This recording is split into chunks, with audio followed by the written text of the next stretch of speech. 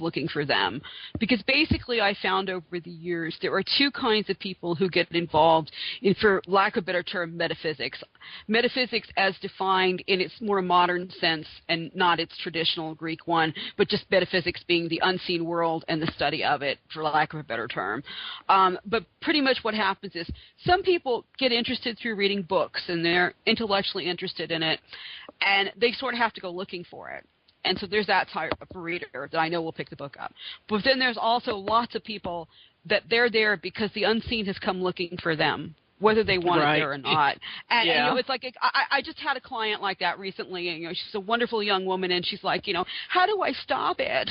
and it's not that people want it to totally go away. It's that they want to know, like, when you're cooking dinner is not necessarily when you want to be seeing the future. It just isn't. Or when you're like moving the photocopier at work, you know, it's because that kind of thing can induce trance in people, particularly that are untrained but are susceptible to it. It's repeating over and over again, and you got the photocopier going, and suddenly, oh my goodness, you're singing from the Colosseum in Rome. Maybe I don't want to be doing this. So it's like it's that kind of thing, or other people who are sensitive to, say, maybe ghosts or other things. They don't know how to shut it out. So it's a book that is designed to be very, very, very basic and doesn't assume that you know anything. And some of it, the part of what I'm having interest doing right now is trying to document some of the things, because I kind of wrote it a stream of consciousness, but a lot of it comes from various books. Some of it's just my own opinion. For example, I have some opinions on what I think ghosts are, and that's more than one thing, and that will be in later chapters of the book. I mentioned this my own theory, though it's usually based on observations other people have made. Hopefully it'll be done soon-ish, and it'll probably will wind up being more than one book, because we don't want to overwhelm people. But one of the major things we want to do in the book is tell people how they can safely explore things from a position where they feel comfortable. And also another thing I'd point out is not to push people. Even if you're experiencing things that are really incredible, if somebody isn't ready to hear about something, then sometimes it's just better to leave them alone. So it's a whole lot of things, but it's basically psychic exploration 101. Yeah, and I think it's so necessary right now, and I love how you started at the basics, just assuming people don't know anything. But even if you do know something, you know, I thought it was very well written, and I liked your observations. But one of the things that I think is important, you touched on it, is you talked about it in this first chapter, how to psychically protect oneself. And I wondered if you could tell us briefly here how to do this, and just as importantly, why we need to do this. Who and what do we need to protect ourselves from? Again, answering that part first, that's a very, very good question.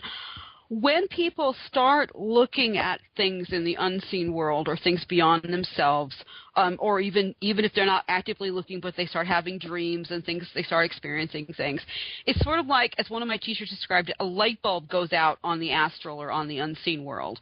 And this light bulb attracts every moth and every little thing that may be out there. Now, by things, we can call them... you can think of them as spirits, you can think of them as imps, you can think of them as, demi-fae, you can put all kinds of names on them, but they do definitely seem to be out there. And some of them are really friendly, and you really do want them around. We could class these kind of like guardian angels or guardian spirits, friendly, even just sort of friendly sprites, whatever. But there's also a lot of things that like sort of feed off energy, and they may actually make you feel kind of drained and unhappy and grumpy, and some of them actually are probably doing this. Some of them maybe actually, to use lack of a better term, evil. Those are rare, but they do exist. But you get, most often it's just things that kind of, they're just going to kind of like, they see this bright light and they want some of it, so they're just kind of seem to be sucking it away. And you don't really want those in your life, and also particularly when you're first learning, it's really hard to tell the difference, or you're not even sure they're there. So to prevent shall we say, interactions with things that you'd rather not interact with, or at least not want to interact with without knowing that it's going on. You want to do things to psychically protect yourself. And a lot of people do this naturally if they were experiencing a lot of things as children, but if they don't have a conscious control over it, it can become difficult to take it on and off like a coat, and you want to be able to do that. Yeah. And the best way to psychically protect yourself, the easiest exercise, and one reason I put the first chapter out there for free is because people need this information. I have like about 3 exercises in there that I was taught early on, variants of them to do, but the easiest one that people write about is just the whole thing of the white light. Imagine yourself in a white light. But I find that people a lot of times need more direction than that. And you can, instead of just the white light, you think of yourself as being inside of an egg. And you think of the egg, and you could pretend. It's like a let's pretend game the children play. You just shut your eyes, and you pretend that there is an egg around you, and it's under your feet, and it's on top of your head, and you're the baby chicken. And you'll sound really silly, but no one's going to watch you. No one's going to see you. You're doing this by yourself. And then you think of the eggshell around you. And you can think of the eggshell as being white and light and protective.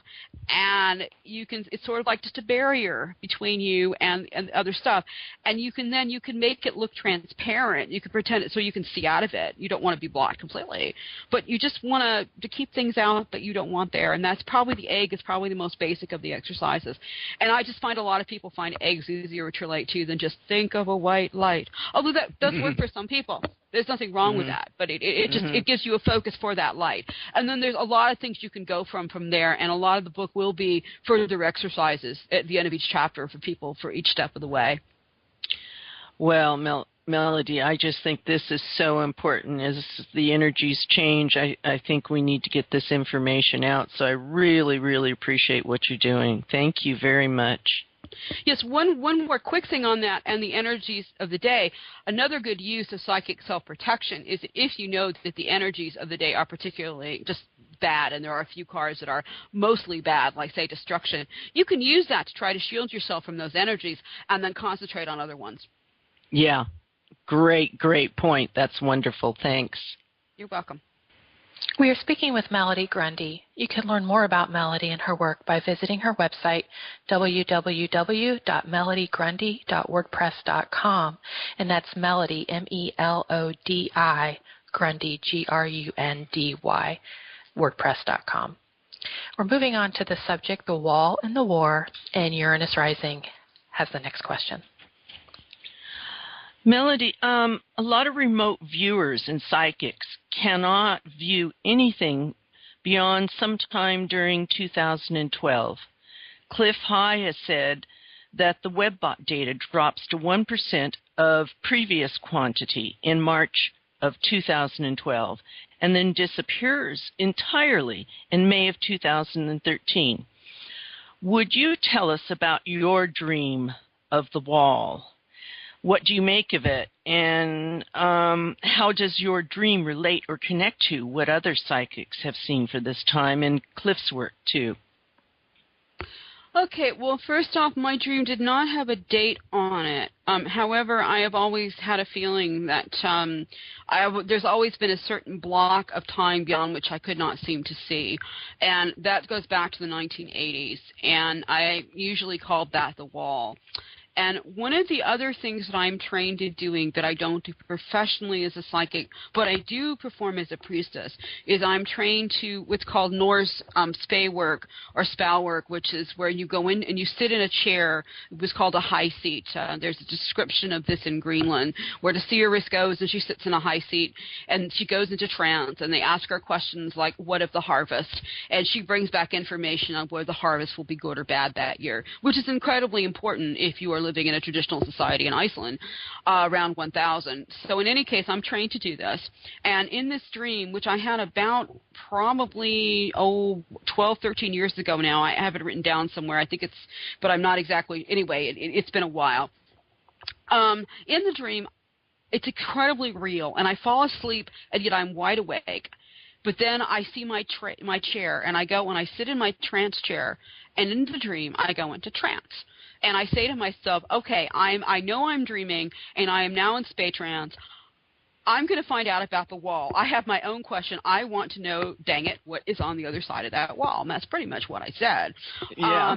And okay, and so in trance, my astral body, I get up and I walk, and I see this, what appears to be this either giant sliding glass door or a window. And it's very dark outside. I can see outside, but it's like completely black.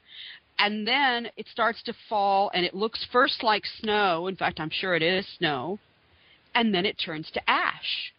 And that's all I can see. And I'm going, I want more. I need information. And I'm actually pounding on the door or the window with my fists.